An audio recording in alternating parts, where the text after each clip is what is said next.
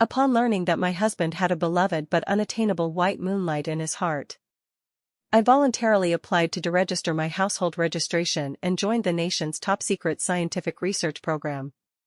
Before leaving, I decided to get along well with Victor and become the perfect wife he desired. On the 7th day before my departure, he asked me to vacate the master bedroom of our marital home for his white moonlight, and I willingly moved to the secondary bedroom to make space. 6 days before the end, he let me stand in the rain to pick up his white moonlit love. I politely stepped out of the car so as not to delay his heroic rescue. 5 days before the end, he skipped our movie date to comfort his sick white moonlit love. I decided to leave early, fully stepping aside for them. When he realized I was missing, he panicked and went to the police, causing a public uproar. But the officer said, "There's no one named Summer. You're still listed as single in our records. This top-secret mission will commence in 1 week. At that time, we will erase all your records, and even your family must keep it confidential. It will be as if Summer never existed in this world. Summer, won't you miss your husband and son?" Even the director was stunned when he received my application, especially since I had always prioritized my family above all else. I remained silent for a long moment. They already have someone they care about by their side. I believe our country needs me more. Just because Victor is the youngest Special Forces battalion commander in the Southeast Military Region. As a military spouse, I willingly gave up my research career, content to be the backbone of his family. But it wasn't until later that I discovered he had a beloved confidant outside, spoiled beyond measure. Before signing the document, I asked, "What about my marital relationship with Victor?" The director coughed awkwardly twice. "Naturally, it will also be automatically deregistered. I suppose you..." Upon hearing this, I didn't hesitate for a moment. In that case, I volunteered to join Project Sheelin. I will report on time 1 week later. Seeing my resolute attitude, the director was moved to tears. "Comrade Summer, thank you for your sacrifice for the country. A warm welcome to you. Just 1 more week, then I'll no longer be someone's wife or mother. I'm only allowing them to have me for 1 more week." I disappeared without reason for a day, and my phone only held a few messages urging me to cook. No one bothered to check on me otherwise. The night wind chilled me to the bone, but as I pushed open the door, the warmth inside felt searing. Gianna held our son while they played with paper cuttings. With resentment in his eyes, my son carefully cut my photo out of the family portrait and thoughtfully replaced it with Gianna's. And my photos were torn into countless pieces, scattered all over the floor. Victor's silence could be considered tacit consent. He, who always carried a stern and forbidding air, was now uncharacteristically relaxed, reclining on the sofa with his legs crossed. Broad-shouldered and long-legged, his tall and slender frame seemed carved by the howling cold wind into a 3-dimensional form. With a gentleness he had never shown me, he gazed at Gianna and the other person, occasionally responding to them. I hold the house keys, feeling more like an intruder stumbling into someone else's happy family. When was the last time he came home? 3 months ago? 5 months ago? If I can't remember, then I won't think about it. After all, our marriage was forced from the beginning. Back then, Victor's father was in peril while on duty at the border, and my parents, who lived there, gave their flesh and blood to save his life. At the babbling age, I became an orphan. Victor's father immediately declared, "Summer will be our future daughter-in-law. Our family will take responsibility for Summer for the rest of our lives." Orphaned and from a poor background, I knew I wasn't worthy of their military family legacy. But when Victor was injured on a mission and left fighting for his life due to the lack of a suitable kidney donor, I, as the only match, didn't hesitate to give him mine. Despite Victor's mother's repeated objections, his father insisted that Victor marry me. Yet after the wedding, Victor avoided me like the plague, and his relationship with his father froze over completely. I originally thought someone like him was just naturally cold. Little did I know that while I was suffering from the aftermath on my sickbed, Victor and Gianna, the military doctor who took care of him, gradually developed feelings and secretly pledged to marry. It was my one-sided decision to donate a kidney that ended up disrupting their happiness. Staring at that forcibly pieced-together family photo, Gianna suddenly looked sorrowful. It's just a shame that having a home has become a luxury for me. During this leave, I don't even have a place to stay. She's always been good at playing the victim. Gianna lost both parents at a young age, and back then, she sought help everywhere, hoping kind souls would support her education. Sympathizing with her plight, I took odd jobs to fund her through college, and that's how she met Victor. Once, Gianna tearfully told me she would repay me properly.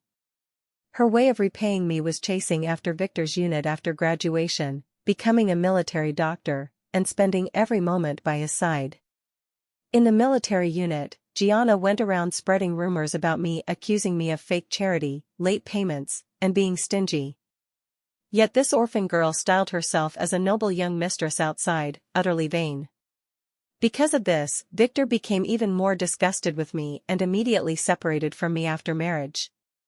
After a drunken night resulted in a son, he became even more chaste for Gianna, wary of my every approach. Feeling aggrieved, Gianna naturally gained Victor's sympathy, who promptly suggested she could temporarily stay at my place. Without hesitation, as if prepared in advance, Gianna pointed to my bedroom. I think that room will do just fine. Following her finger's direction, Victor slightly furrowed his brows but soon relaxed. It's not entirely impossible, he said. The son I raised with my own hands clapped and cheered. Yay, yay, it would be even better if Gianna could be my mom. His eager tone made it sound like he couldn't wait for me to move out immediately. Victor wore a faint smile and, seemingly helpless yet content, patted his son's head. The sound of the keys clinking accidentally broke the warm moment. My son hurriedly covered the family photo on the table, while Victor's expression reverted to its usual indifference. I knew, they were waiting for me to throw a fit. After all, I had cried and made a scene countless times over Gianna's boundary-crossing behavior. To be honest, it's really quite pointless. I indifferently averted my gaze, couldn't be bothered to care. Poured myself a glass of water and gulped it down in one go, as if nothing had happened. Victor paused for a moment, unusually taking the initiative to speak to me. Are you hungry? I can cook you some noodles. In the past, I would have taken the olive branch and scrambled down without a second thought. After all, I'd been craving his cooking for ages. But I knew better. Those seemingly concerned words were just a diversion tactic, his way of steering me away from confronting Gianna. I didn't want to respond at first, but Victor's gaze was too piercing, as if he would stare right through me if I ignored him. I could only reply perfunctorily, not hungry, I've just had my fill of drinks. Clearly, Gianna failed to grasp Victor's kind intentions. Rising with resentment, she said, I should leave now. Our son immediately clung to Gianna's leg, wailing loudly.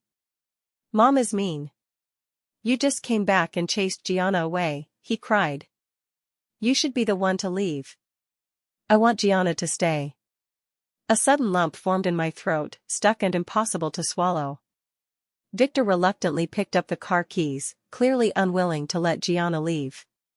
See, I'm the one who's really out of place here. But it doesn't matter. In just one more week, I'll be completely out of their sight for good. Exhaling the heaviness in my chest, I forced out a faint smile. Since everyone wants you to stay, then don't leave. You can move into my room from now on. Gianna stared at me in shock, and even Victor, usually so composed, looked at me with a hint of surprise. Only the son remained oblivious, turning his tears into laughter. Really? Yay. That's great.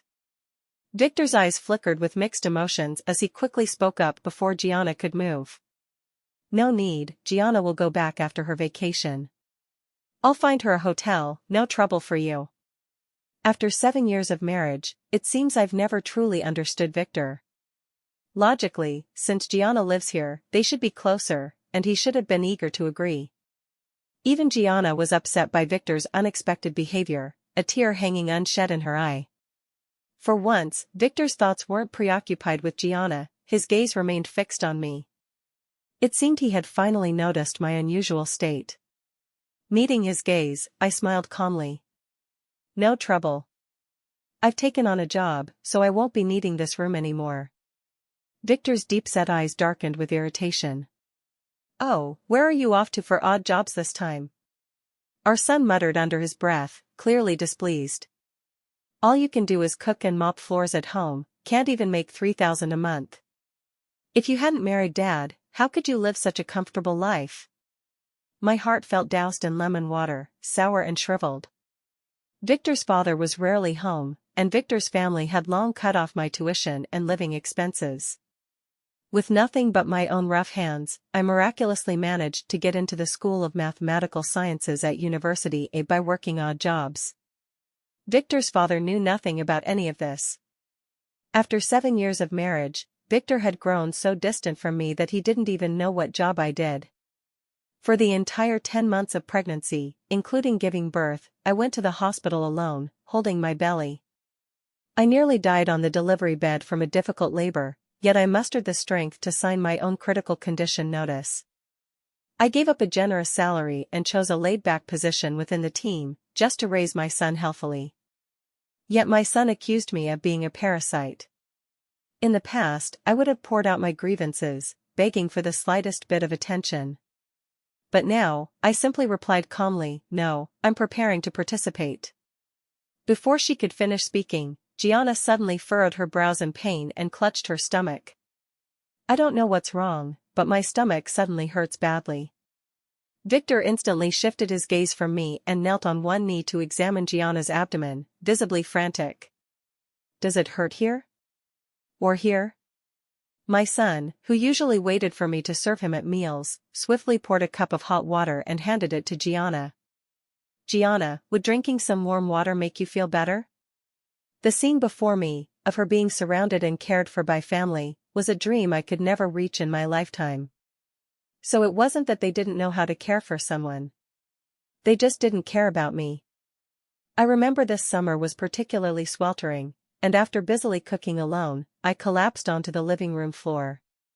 My son gave me a dismissive glance before continuing to eat with his head down. By the time I woke up, it was already afternoon, with the dim sunset casting a desolate glow across the living room. My son was holed up in the bedroom playing games, while the table was cluttered with the cold leftovers of his hurried meal. A week later, on their wedding anniversary, Victor still said he was too busy to come home. The mother-in-law took their son to an after-school class. I specially prepared many dishes he loves, planning to bring them to the military base to surprise him. The guard said he had long gone back to be with his beloved. Clearly, that beloved wasn't me. I learned about Victor's whereabouts from a video in Gianna's friend circle.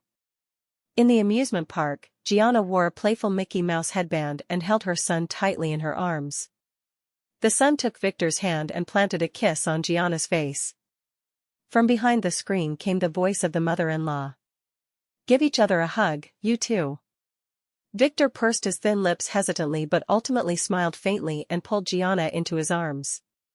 When I arrived at the amusement park, I happened to see them coming out in high spirits. I hid behind a tree, just a few steps away from Victor. Even over the phone, I could hear my son's loud shrieks and Gianna's sweet laughter. How I wished Victor would tell the truth in this moment, and not lie.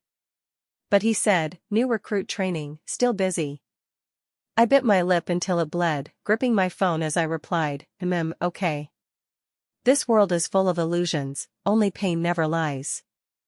I told myself this too shall pass, I'm not sad, not at all. There was no need for Victor to condescend and drive me out. I tactfully made my way to the guest bedroom myself. Gianna gleefully headed to the master bedroom, and my son even begged to sleep with her. It seems even after I left, my son would still be happy. That's good enough for me. The next day, Victor's mother finally returned from her trip, bringing back loads of souvenirs. There are those with sons, Victor's, even Gianna's. I stood there at a loss, wondering how to express my gratitude to Victor's mother later. But when all the gifts had been distributed, she simply gave me a dissatisfied glare. Hurry up and cook. I've been craving your cooking while away, I can't get used to eating out. The tone was just like ordering a servant around, and in fact, it was. On the contrary, Gianna, an outsider, hugged Victor's mother like a daughter-in-law, kissing her on the cheek. "Auntie, you're so sweet." Victor's mother caressed Gianna's hand, looking completely satisfied no matter how you saw it. "In the future, we'll still need to rely on you to take good care of my son in the military."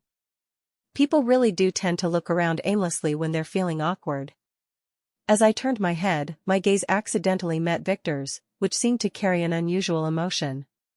He glanced at my empty hands and slowly walked towards me with a gift in hand. Was he planning to give it to me out of pity? Just as his hand reached out towards me, Gianna came darting over, snatched the gift from Victor's grasp, her eyes sparkling with excitement. "Wow. I really like this one too, can you give it to me?" Victor froze for a moment and looked at me. Under Gianna's expectant gaze, he finally nodded. "Yeah, sure." Taking the gift, Gianna looked at me with a triumphant expression in her eyes. My thoughts were in chaos when Victor's mom suddenly shoved me. "What are you standing there for? Go cook." "You don't expect me to do it, do you?" Rubbing my chest where a dull ache lingered, I casually remarked, "During the days when I'm not around, you'll have to learn to cook for yourselves from now on." My son simply thought I was being theatrical and scoffed. "From now on? Sounds like you're about to die." To be exact, it could be considered dying. But seeing how happy they looked as a family, it seemed like my absence wouldn't make much difference either way. "Let this be the last meal I make for them." I deftly tied on an apron and turned to step into the kitchen. Gianna quickly followed, putting on an overly virtuous and eager expression. "Sister, let me help you." Victor's mother pulled her aside with a reproachful look. "You're a military doctor, serving the nation. You weren't born to wait on others your whole life."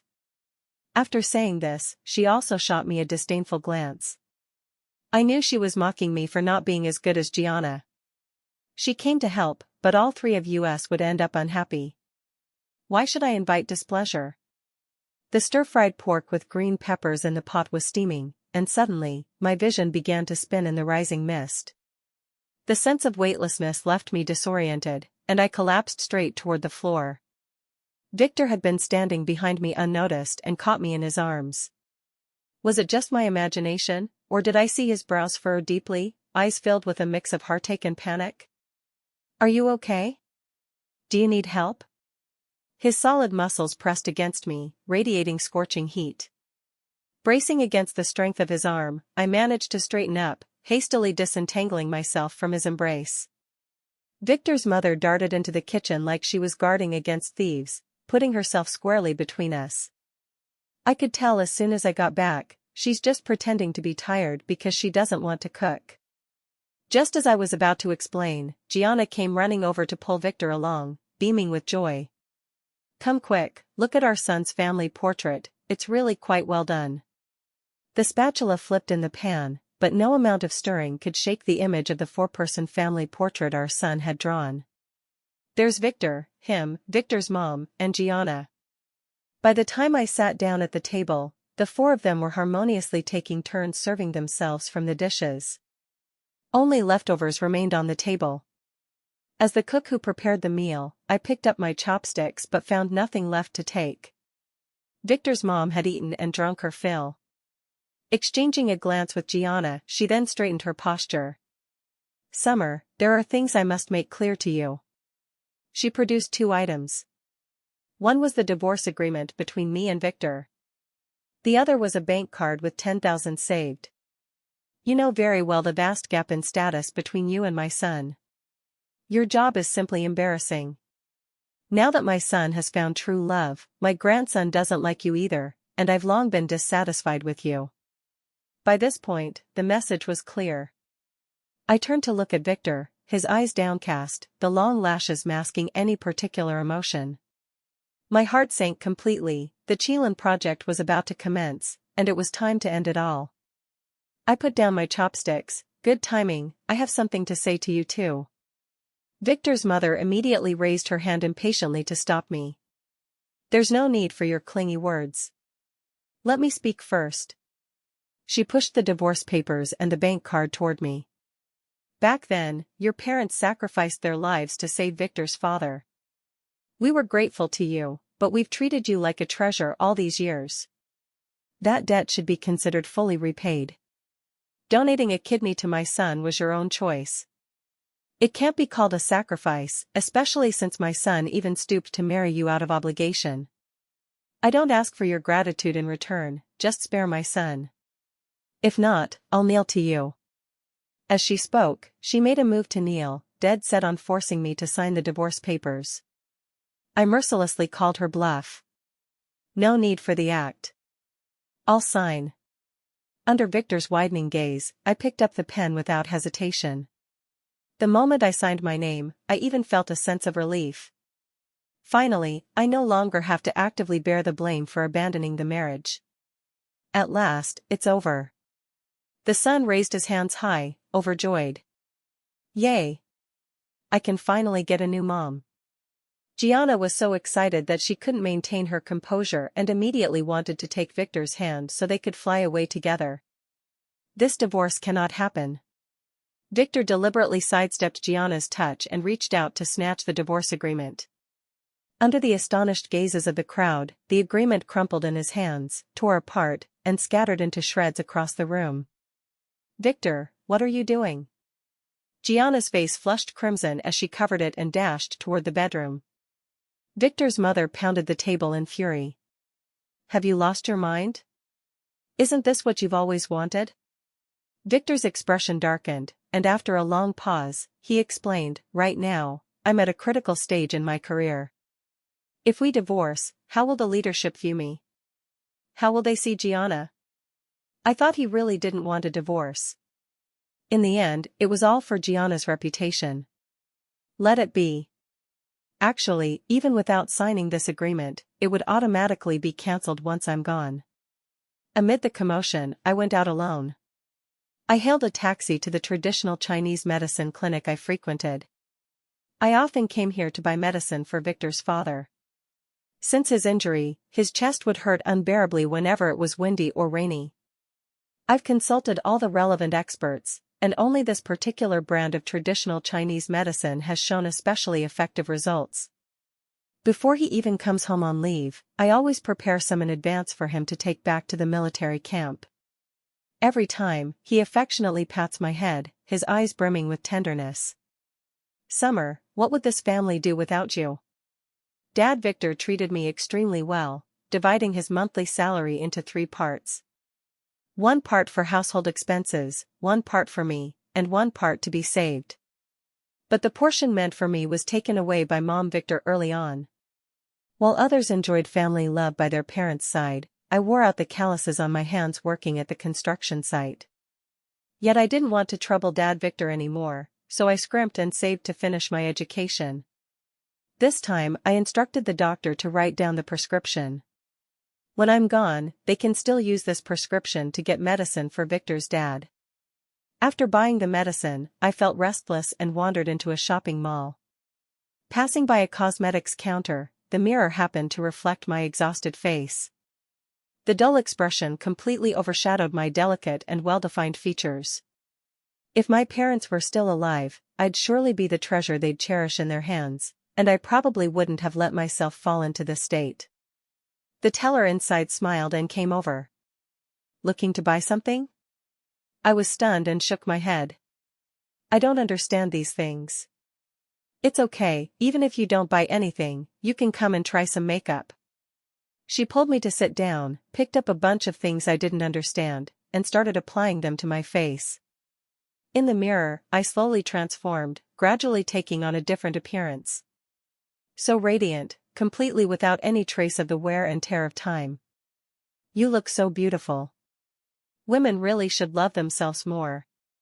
I'm not trying to make you spend money here, but you're genuinely very pretty, it's a shame not to dress up." Yes, if even I don't love myself, who else can I expect to cherish me?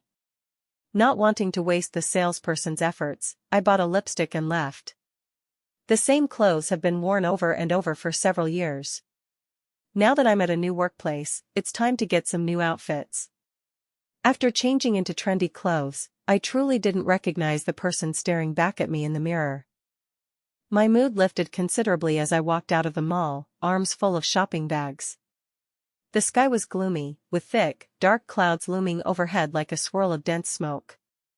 The crowd bustles with activity, some laugh, while others hurry along. Blame Victor for being too dazzling. In the bustling crowd, he instantly caught my eye. He stood by the car door in a straight-backed posture, wearing a black trench coat with a cigarette between his fingers. Standing there naked, it easily drew the gaze of many passers-by. When he first saw me, he hesitated for a long time before daring to recognize me. The man, who had been utterly dismissive just moments before, hastily stamped out his cigarette and paused. "I saw it was about to rain, so I came to pick you up." As if explaining himself, afraid I might misinterpret his sudden concern as something it wasn't. Honestly, his explanation was unnecessary. For some inexplicable reason, Victor's ears turned slightly red at the tips. After a long silence, he finally spoke. "You look really beautiful today." After pouring heart and soul into this family for so many years, he had never once glanced my way. Now, suddenly, he's generous with praise. Yet my heart remained unperturbed, and I smiled politely. "Thank you. Get in, I'll drive you." This was the first time I'd been in his car, and the last. Opening the passenger door, a row of Mickey Mouse plushies, favorites of Gianna, greeted me, along with a sticker on the seat that read "For cute little one only." Discreetly, I turned to head for the back seat. Victor hastily tossed all the plushies to the back seat and swiftly peeled off the sticker. "Gianna is still young and playful, so we won't let her handle this anymore." He reached out and patted the passenger seat with an undeniable tone. "Sit here." I didn't plan to argue further and bent down to sit inside. As soon as I settled in, he suddenly leaned over, his arm crossing in front of my chest, enclosing me in a half-embrace within his arms. The faint scent of tobacco drew closer as he reached for the seatbelt around my waist. Whether from nervousness or something else, I could clearly feel his body trembling, unable to align the buckle properly after several attempts. I sighed and took it, clicking it in. "I can do it myself." He replied softly. The rain suddenly poured down in sheets, blurring the street view outside. Never before had we sat alone in such an enclosed space. I could even smell the crisp scent on him, carrying the solemn and austere air characteristic of a military man. He glanced at me from time to time and finally couldn't resist breaking the silence. "What did you buy?" Belatedly, I put down the medicine in my arms. "Oh, traditional Chinese medicine for your dad. Here's the prescription. I'll put it in the glove compartment for you. From now on, buying medicine will be your responsibility." The car came to a sudden, unexpected halt. Victor stared straight ahead, his hands gripping the steering wheel tightly. The voice carried a hoarse quality. "Why does this feel like leaving last words? Vanishing from this world would indeed count as last words. Actually, you don't have to burden yourself so much, you could say it out loud and let me share it for you." He turned his head, his profound and inscrutable gaze flickering between clarity and shadow. "Share it for me? The rain must be too heavy, there's no way I heard that right." "Summer." "Yeah," I responded flatly. "Let's talk." But I had nothing more to say. I didn't respond to him, leaning my head against the car window instead, closing my eyes to rest. The clamor of the rain amplified our silence. It was Victor's phone ringtone that woke me up. Even through the screen, I could hear Gianna's shrill voice. "It's pouring rain. I'm stuck here, what should I do, Victor? I'll catch a cold." My peripheral vision caught Victor also checking if I was awake. "I can't right now, why don't you hail a cab first?" "No way, it's impossible to get a cab at this hour." "Whatever, I'll just get soaked then." After hanging up, Victor was visibly agitated, so much so that he accidentally ran a red light. I didn't want to die in his car before even serving my country, so I broke the silence first. "It's fine, just drop me off here, you go pick her up. It's not that far anyway, I can walk back by myself." Such heavy rain. Victor's face was conflicted, but he eventually made a decision. Why don't we do this? There's a bus stop up ahead, you wait there, and I'll come back to pick you up later. No sooner had the car door closed than the vehicle sped off and disappeared into the curtain of rain. I didn't look back. I ran to the nearby convenience store, bought an umbrella, and went home alone. See? I can actually take care of myself just fine. After getting back, I started packing my things. Seems like I don't even need a week, I could leave right now. Yet after walking around the house, traces of them were everywhere. As for what belonged to me, it seemed there was nothing at all. Finally, in a triple-layered plastic bag at the bottom of the cabinet, I found mine and Victor's marriage certificate. It's clear how much I cherished it at the time. In the photo, I was grinning foolishly while Victor wore a sour expression. Even the sole remaining memory isn't a pleasant one. The family photo with me in it had already been torn up by our son. Lighting a match, I watched as the photo of Victor and me on the marriage certificate gradually turned to ashes in the flames. From now on, even when they think of me, they won't find a single trace of me. It's a relief for everyone. Soon, I heard movement in the living room, accompanied by Gianna's sweet, coquettish voice. "Victor, you're so kind. You always show up for me when I need you the most." I was long used to their affectionate displays. But this time, Victor said, "You're a guest, it's the least I can do." The living room fell into silence. A while later, Victor came to knock on my door. I ignored him, pulling the blanket tighter around me, annoyed that he had disturbed my sweet dream. The next morning, my phone held a text from Victor, sent at 3 in the morning. "I was wrong yesterday. I bought 2 movie tickets, let's go see a movie together." After so many years of marriage, the little romantic gestures he often shared with Gianna were never extended to me. This was the first time he actively invited me to watch a movie. I thought, since I decided to leave, at least I should tell him in person. By the time the movie ended, it would also be time for us to part ways. Yet, when the credits finally rolled, Victor still hadn't shown up. Every time I took it seriously, every time it turned into a lesson, and every time it ended in disappointment. When even the staff had left, Victor finally sent a message. "Gianna got caught in the rain yesterday and fell ill today, so I accompanied her to the hospital. Let's do tomorrow. I'll take a couple more days off to spend some proper time with you. But we don't have a tomorrow." Whenever Gianna appears, he always chooses her without hesitation. Even though this time it was him who asked me out. I had foreseen this scenario long ago, so I had already informed the director to come pick me up. When I got back home, no one was there, they had all rushed to the hospital to be with Gianna. No one had a chance to say goodbye. I took nothing, just changed into the newly bought clothes and tidied myself up properly. The car slowly approached, and the director, with a troubled expression, came to greet me. As if reluctant, he began to speak. "Summer, I'll give you one last chance. Are you sure you want to completely cut ties with your family and devote yourself to science from now on?" I made this choice in my past life. Back then, I chose family and, without a shred of regret, became a housewife. As time wore on, Victor grew increasingly weary of me. When the burdens of life broke my health, Victor's mother forced us to divorce, and even my son thought me worthless. I watched helplessly as Victor and Gianna ended up together. It made me so furious I coughed up blood. Lying on my deathbed with my last breath, Victor married Gianna in a grand wedding. My son looked at me with nothing but scorn and disdain. "You should have died a long time ago. All these years, you've just been holding Dad and Gianna back." Upon learning of my death, Father Victor, who had been kept in the dark for so long, was so enraged at my small grave mound that he vomited blood and died. In this life, I refuse to repeat the mistakes of the past. "Victor, this time it's me who doesn't want you anymore." I looked at the director with unwavering determination. "Please trust my resolve.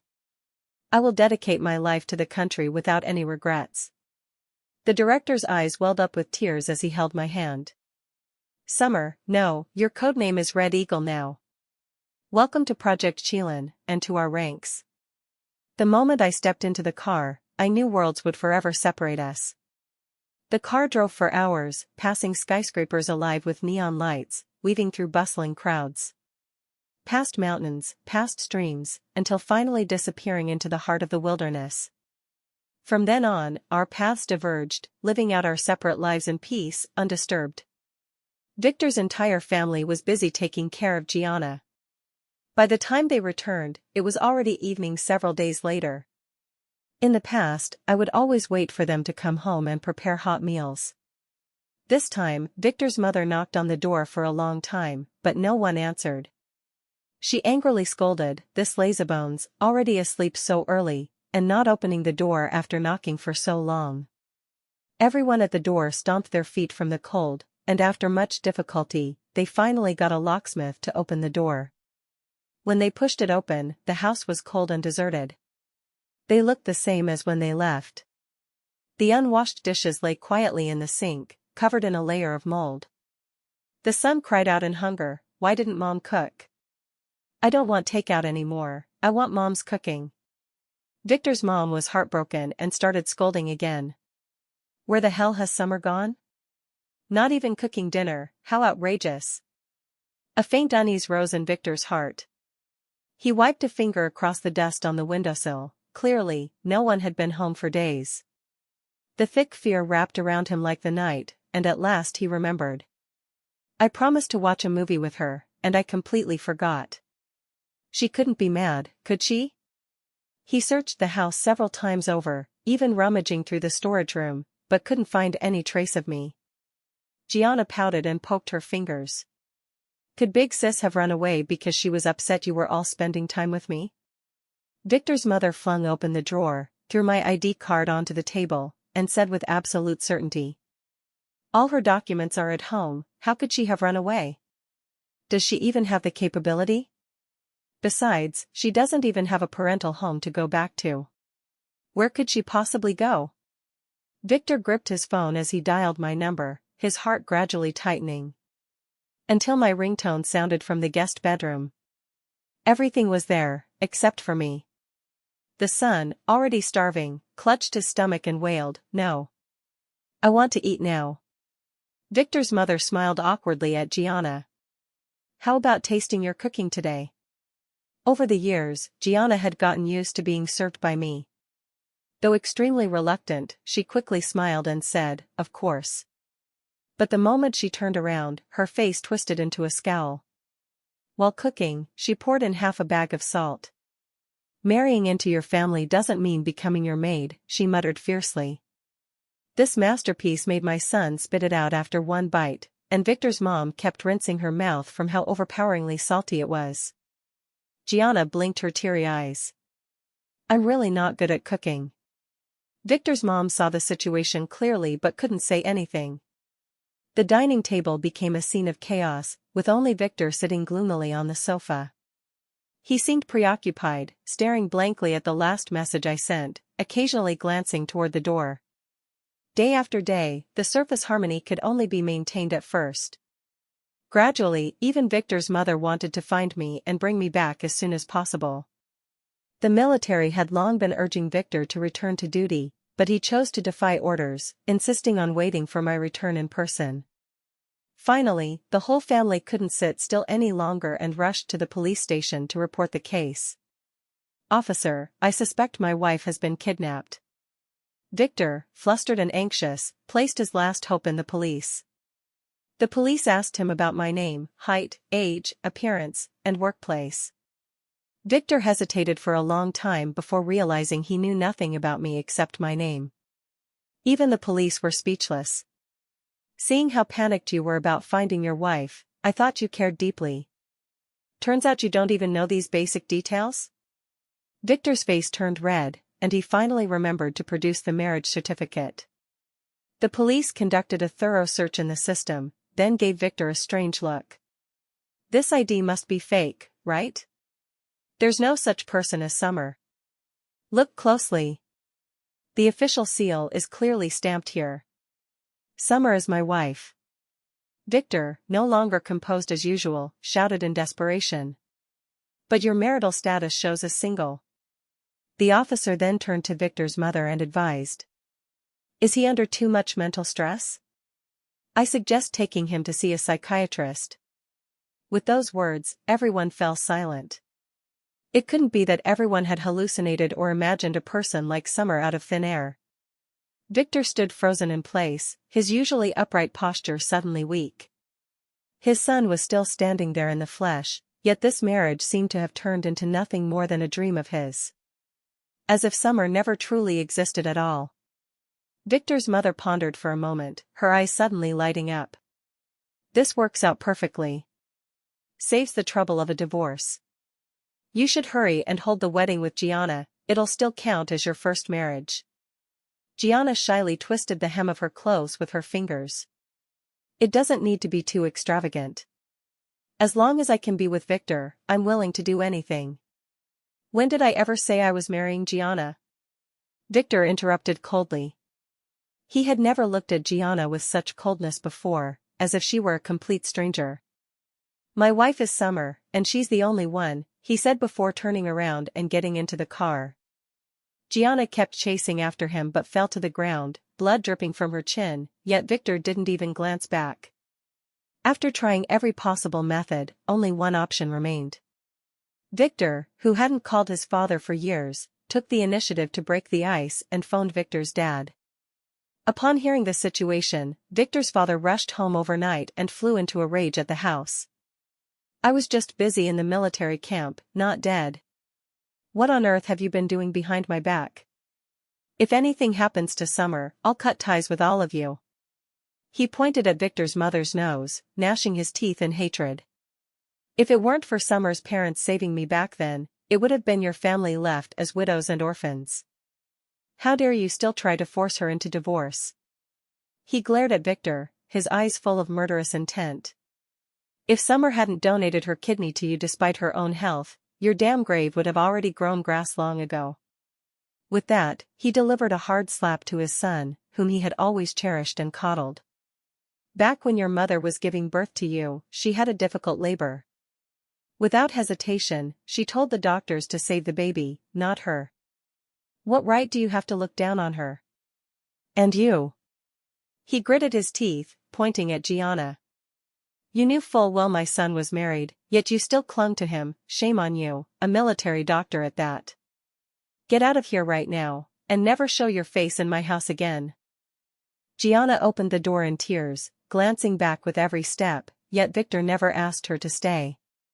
No one dared to make a sound, not even his son. Overwhelmed by emotion, Victor's father's chronic condition flared up violently and severely. He clutched his chest and sat on the sofa, unable to get up for a long time. As if remembering something, Victor took out the Chinese herbal medicine I had prepared. Seeing those packets of Chinese herbal medicine, Victor's father couldn't hold back his tears. As the package was opened, a farewell letter in delicate handwriting fell out. Daddy, this is the last time I'll call you Daddy. Thank you for taking care of me all these years. I never blamed you for my parents' death. They must have willingly and without regrets sacrificed their lives for soldiers defending our homeland. Victor and I are fated to part, and there's no forcing it. The only thing I can't let go of is you. Please, please take care of yourself and live a long, long life. Do not seek my whereabouts further. Don't worry about me, Summer. Before he could finish reading the letter, Victor's father was already in tears. He raised his hand and flung the letter hard at Victor's face. See for yourself what you've done. Victor fumbled to pick up the letter. Beneath his long lashes, his eyes traced the words, with faint glimmers of tears beginning to form. With the letter clutched in his hand, he lowered his eyes and knelt with a thud before Victor's father. We grew up together since childhood, and I know every ounce of his pride all too well. He had never once begged his own father. Even the remarkable achievements he has today were earned through his own steady efforts, built step by step with blood and sweat. Yet now, he knelt devoutly at his father's feet. I know I was wrong. I beg you, help me find her. I'll apologize to her in person and beg for her forgiveness. Victor's father finally showed a hint of relief. You'd better mean it. However, Victor's father contacted every connection he could think of, but still came up empty-handed. With no other options left, he swallowed his pride and called his old superior. A short while later, the call came through. Victor was full of anticipation, but what he received was a bolt from the blue. "Over there," the words were spoken with deep concern. "Even with my position, I couldn't find out anything. You can imagine what's really going on. You should understand." Victor's father immediately grasped the situation and raised his hand to deliver a sharp slap across Victor's face. "You and her are completely fated apart. Don't look for her anymore, give up on this idea, and get back to the military." Yet Victor still refused to believe it. He couldn't believe that someone who loved him so much could truly be heartless enough to be separated from him forever. He searched the house for any traces of me and finally found a discarded courier box filled with documents in the storage room. Inside were my admission letter to University A, my gold medal from the Math Olympiad, and various certificates of honor from international competitions. The person he had always looked down upon turned out to be so outstanding. I gave up all those shining honors to wholeheartedly take care of this home for him.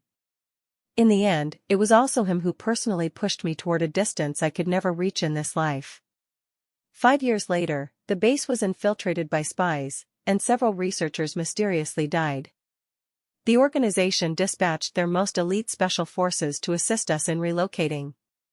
Even though I tried my best to appear composed, Victor's gaze still pierced through the crowd and effortlessly locked onto me.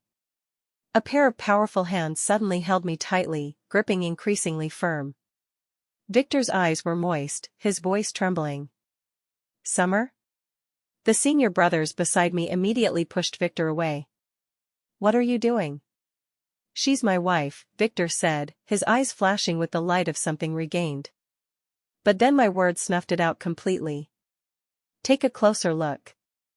I don't know you, and we've never met before." 5 years of experience have long rid me of my former submissive demeanor. On the contrary, there's a sharp glint of elite confidence between my brows, something impossible to fake. It took him a long while before he finally lowered his eyes in gloom, his energy drained as if emptied out. "My apologies, I mistook you for someone else. I just miss my wife terribly." When leaving, he kept looking back at me with reluctance. In the previous life, I watched him leave. In this life, he watches me go. Helplessly watching me gradually disappear from his sight once more. Powerless, in agony, yet utterly unable to change it. They say Victor applied for an extremely dangerous mission right after returning. While carrying out his mission, he channeled all his remorse into the strength to slay the enemy. Like an invincible god of war, he repeatedly achieved extraordinary feats. Until the last moment of his death in battle, the only words murmured from his lips were my name. He left no words for anyone else, yet for me alone, he left a final letter. "My wife, Summer, are you doing well out there? I miss you dearly. 5 years have passed, what should I do? The harder I try to forget, the more uncontrollably I miss you. Whether eating or walking, the thought that you gave me a new life while I broke your heart haunts me. I've begun to hate myself. I wish I could give my life back to you in its entirety.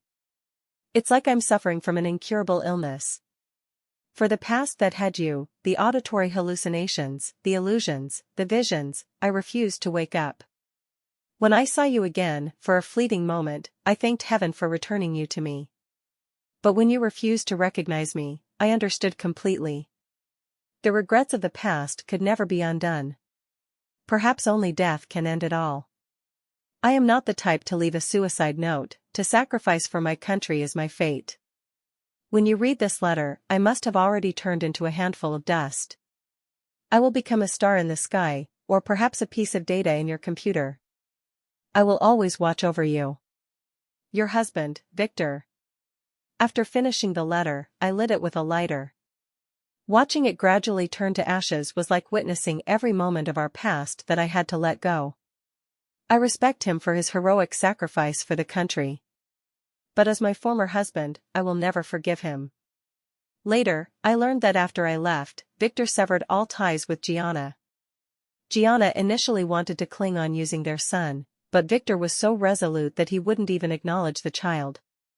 For 5 consecutive years, he never left the military base. Later, Gianna was discharged from the army due to committing a grave offense.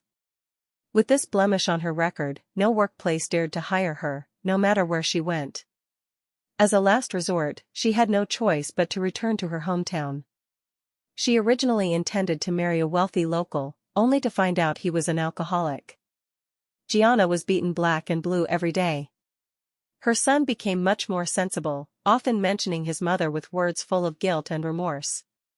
Victor's mother fainted from grief at his funeral and was later diagnosed with hemiplegia at the hospital. But all of this has nothing to do with me anymore. I buried my head in calculating the data, immersing myself in my own world. From now on, I wish to dedicate my heart to China, and give my years to the landscape.